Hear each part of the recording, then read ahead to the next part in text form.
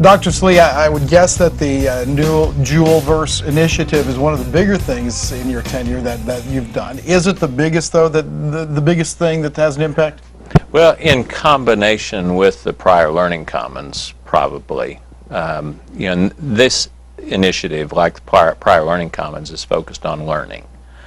And the tagline that we have used with Jewellverse is to say it's an open source ecosystem for learning. Right. And those words all have meaning. Open source means that every student, every faculty member, every staff member has got an iPad and everybody contributes. That is, it's not top down, it's not just faculty to students. Right. It is a 360-degree contribution program. Everybody contributes to the learning ecosystem. Means that it involves every part of the campus. So it's not just class or near class. It's student life, it's dining services, it's every piece of the campus is engaged in this. And then, of course, learning is the focus. Sure. That's why we're doing this. I get the idea that teachers could give information to their students, but how does that work in reverse? Give me a way that really does work that the students can give back to the teachers. Well, I think students in particular help faculty members by bringing different perspectives to what they're hearing, what they're seeing, what they're talking about. And that it's that sharing of perspectives that's really valuable, particularly when you get into courses where perspective matters a lot. Sure. So you get to level 2 and level 3 courses in the core curriculum where you're talking about tough ethical issues. In those spots, perspective matters. Right. And we all have different perspectives, and it is extremely educational for students to bring theirs to the course and be able to share those. So it's really a two-way street. Yeah, it is a conversation. Yeah, it is, absolutely. What's been the reaction, first of all, from the Jewell community? Well, I think the reaction to this in the Jewell community was, first of all, excitement. Hey, I get an iPad. Yeah. And then second, okay, now what are we going to do? What does this actually mean? And I think the reaction we're seeing now is, wow, I am starting to see all kinds of things that we could do with this device and the associated applications and other tools that go with it. So Coach Cruzy, for example, is an early adopter and is pushing the envelope on this in a way that is very exemplary for everyone else. Can you tell the folks a little bit about that, what he has done with that?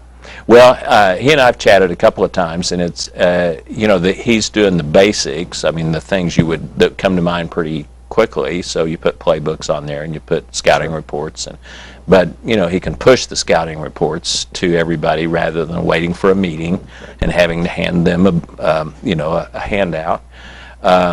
They can do film study on there. So everybody can download their part of the film that they're going to study, and so they're not dependent upon the wireless speed in a hotel or all those barriers that we've had in the past, because it's right on their device.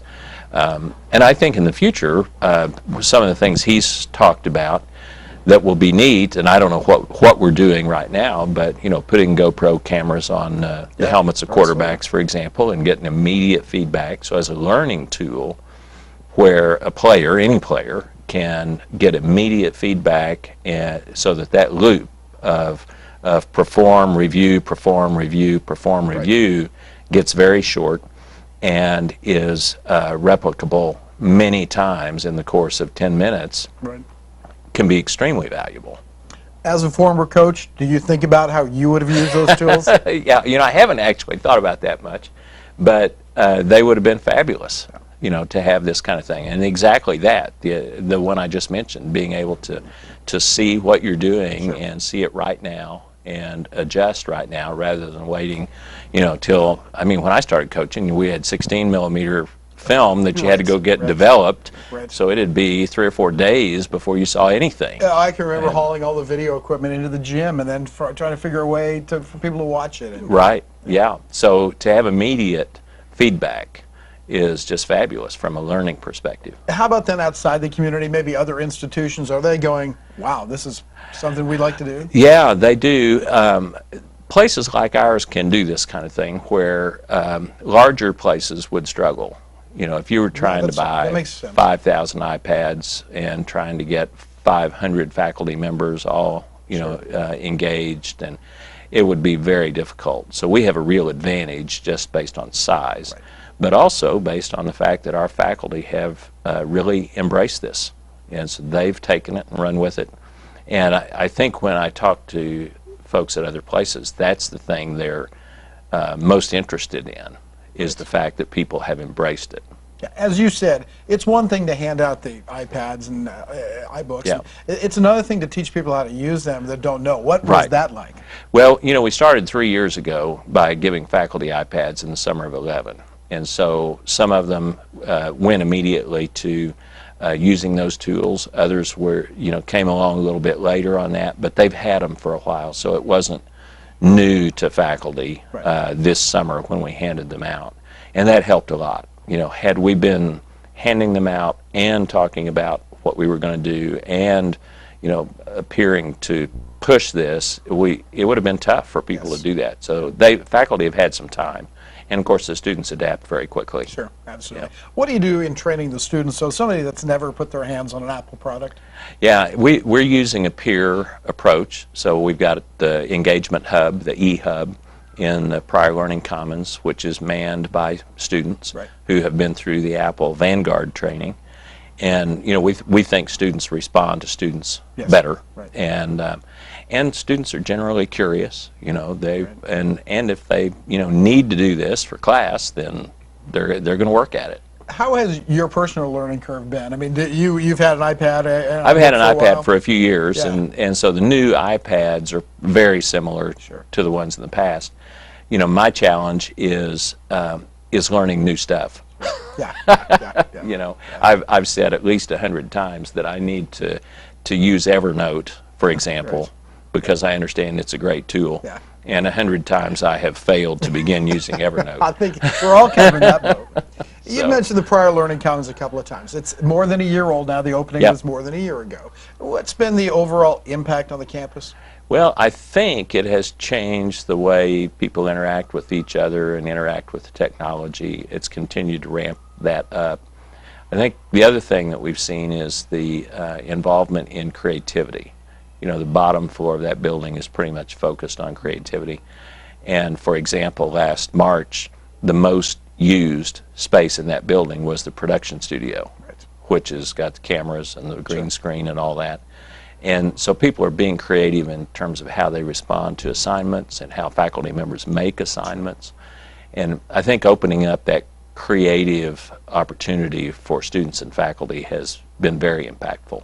How about the ripple effects of a new building on campus? You were able to open up some other offices, and the library is completely different now. Can you talk about that for a moment, please? Yeah, Curry Hall, which was Curry Library, still houses the print collection, but also has lots of administrative space in it, and still a fair amount of unused space that we can use in the future.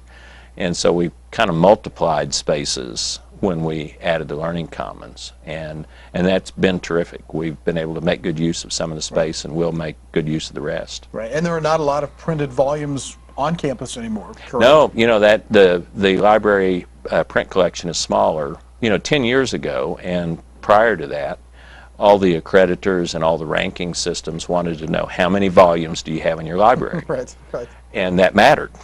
And now it doesn't matter. They don't ask that question anymore. It's not impactful. And so for decades we kept everything we ever bought for that reason. And now it's, you know, we don't have that need. So the collection thins itself. You know, 5 years ago our collection was 75% paper, 25% electronic. Today it's 75% electronic, 25% paper, and it's about twice as big as it was 5 years ago. Isn't that something? Yeah, it's amazing. Pryor Learning Commons, the Jewellverse initiative, and what's next? What's on the drawing board next? Well, don't have anything on the drawing board at the moment. Yeah, I think it is for the moment. Yeah. You know, we have work to do in athletic facilities, for example. We'll always have academic upgrade work to do, particularly as technology evolves as quickly as it does. But we don't have a big project on the drawing board yet. but a lot of things that we're talking about. There have been a lot of strides and a lot of emphasis on the admissions and doing that. Can you talk a little bit about the revamping, I guess, of the admissions department and how that's come together? Yeah, it's come together very well. We've got a really good staff. I think we have a very good plan. Corey Shear is the Dean of Admission now. He was previously a faculty member in the Department of Business and Leadership. Right. And we think Corey's going to do a great job. And Yeah, people seem to yeah, love him. The students that have had yeah, him love him. Yeah, and he's put together a good plan and using the technology well, because that's very important in that business these days, as it is in every other. And so we feel like we're headed the right direction in admission. Generally, what do you think students are looking for, and what are we doing toward that end? Well, I think students who are interested in a place like Jewell are looking for a rich experience. That is an experience that goes beyond the classroom and provides opportunities like the Journey Grant program and the Harriman Jewell series and those sorts of things that allow students to have that full, rich life as a college student. And one of the challenges is finding students who are interested in that as opposed to just collecting credits and getting a degree. Right. Yeah. You've been here, what is this is my 15th year. 15th, okay. As you look back, what's the best thing that's happened to you personally on this campus? Oh, that's a great question. I mean, the best thing that happens regularly is getting to be involved with students and faculty and watching that happen. I love to, to watch people work, if you will. So I went to a paper presentation the other day by Tony Maglione, who directs the concert choir. And it was fun to hear his explanation of how he created a piece of music. And so watching people work, watching Larry Holly coach, and watching Jared Cruzy coach, I like doing that. Speaking of that, Darlene Bailey, our athletic director, said in a meeting the other day, was commenting about last Sunday we had soccer on campus, we had volleyball on campus. You were at both, and she was saying how other athletic departments are just amazed that our president goes to that many things. Why is that important to you? I mean, other than the obvious, it seems to be very important to you to be out at those things. Well, there's a couple of pieces to that, I guess. One is providing support for the athletes and the coaches who spend a huge amount of time doing the work. And another is I just want to know what's going on. I mean, I like to be involved. If you're in this business, you want to be showing up at athletic events and choir events and theater events and just to know what we're doing. Yeah. Finally, I'll ask you this. The best part about being at Jewell is, I know I've asked you it before, but talk a little bit about that as we wrap up, please. Well, it's pretty similar to what I was just talking about. It's the people we've got. We have great faculty, and they're outstanding in terms of their teaching and their ability to help people learn. We got great students. We're going to do something in a month or so for an alum who has passed away, but who had a great influence here as an undergraduate student. And just think about the quality of people, and that's what the whole thing's about. You get good quality people together, you're going to have a good experience.